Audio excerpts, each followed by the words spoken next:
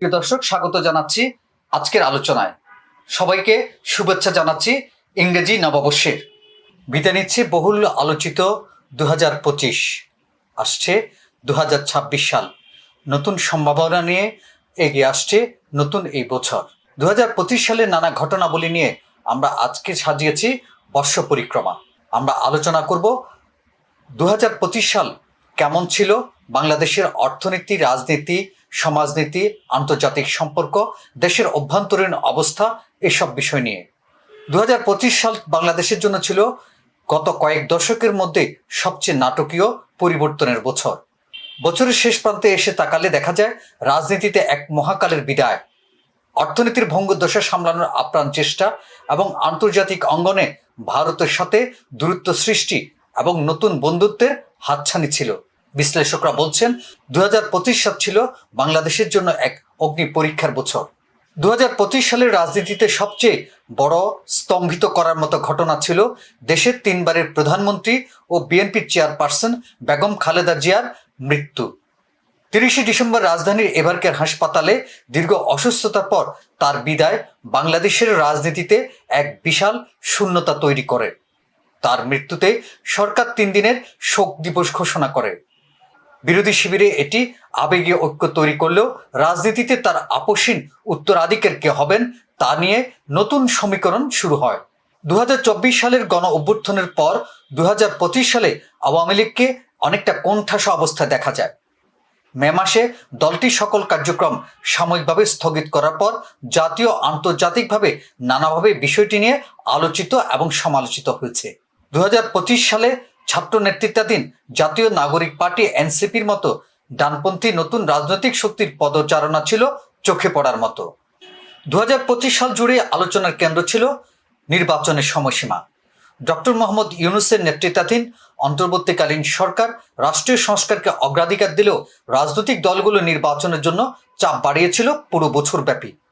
শেষ পর্যন্ত 2026 সালের 12 ফেব্রুয়ারি সাধারণ নির্বাচনের তারিখ ঘোষণা করার মাধ্যমে 2025 সালের রাজনৈতিক অস্থিরতা কিছুটা প্রশমিত হলেও আস্থার সংকট এখনো পুরোপুরি কাটেনি। অর্থনৈতিকভাবে 2025 সাল ছিল সাধারণ মানুষের জন্য অত্যন্ত কঠিন। বছরের শুরুতেই মুদ্রাস্ফীতি 10% ছাড়িয়ে গেল, জুনের দিকে তা কিছুটা কমে আসে। তবে খাদ্যপণ্যের উচ্চমূল্য সাধারণ মানুষের নার্ভিশ্বাস তুলেছিল। খেলাপি ঋণের বোঝা এবং তারল্য সংকট সামলাতে কেন্দ্রীয় ব্যাংক কঠোর পদক্ষেপ নেয়। IMF এর শর্ত মেনে বড় ধরনের সংস্কারের উদ্যোগ নেওয়া হয় এবছরে। শিক্ষিত যুবকদের মাঝে বেকারত্বের হার 4.48% পৌঁছানো ছিল সরকারের জন্য সবচেয়ে বড় চ্যালেঞ্জ। 2025 সালে বাংলাদেশের পররাষ্ট্রনীতিতে বড় ধরনের পরিবর্তন আসে। রাজনৈতিক পট পরিবর্তনের ফলে ভারতের সঙ্গে সম্পর্কের শীতলতা এবং সীমান্ত হত্যা নিয়ে অস্থিরতা তৈরি হয়। বাণিজ্যিক ক্ষেত্রে দুদেশের মধ্যে দূরত্ব অনেক বেড়ে যায়। বছর জুড়ে দ্রব্যমূল্যের নিয়ন্ত্রণ, চাকরি এবং শ্রমিকদের অধিকার নিয়ে রাজপথ ছিল অস্থিরতা। শ্রমিক সহ বিভিন্ন শ্রেণী পেশার মানুষের দাবি আদায়ের আন্দোলন বরাবর ঢাকা ও শিল্পাঞ্চলকে অস্থির করে তুলেছিল।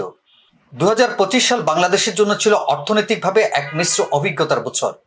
একদিকে ডলার সংকট, মুদ্রাস্ফীতির চাপ, অন্যদিকে ব্যাংকিং খাতের সংস্কারের প্রয়োজনীয়তা, সব মিলিয়ে দেশ ছিল এক কঠিন চ্যালেঞ্জের মুখে।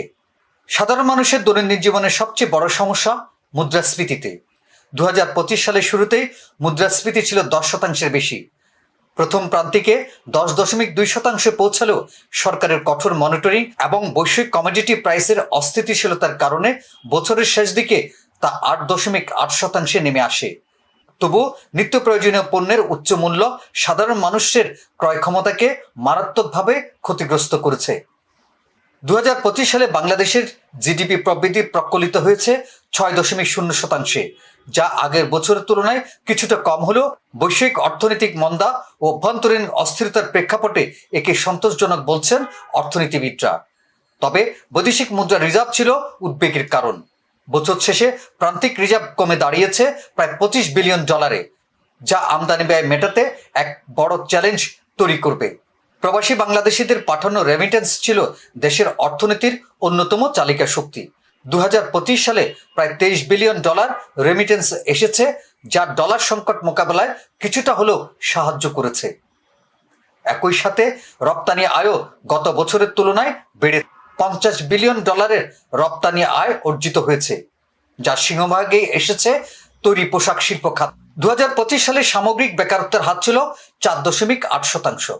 তবে শিক্ষিত যুবকদের মধ্যে এই হার ছিল অনেক বেশি, প্রায় 7.5%। এটি নতুন কর্মসংস্থান সৃষ্টি এবং অর্থনৈতিক প্রবৃদ্ধির সুফল সবার কাছে পৌঁছানোর ক্ষেত্রে সরকারের বড় ধরনের চ্যালেঞ্জ হিসেবে দেখা গেছে বছরব্যাপী।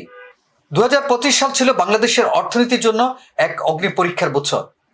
মুদ্রাস্ফীতি, ডলার সংকট এবং বেকারত্ব ছিল বড় চ্যালেঞ্জ। তবে রেমিটেন্স ও রপ্তানি খাতের ইতিবাচক ধারা এবং সরকারের সংস্কারমূলক পদক্ষেপ কিছুটা আশার আলো দেখিয়েছে।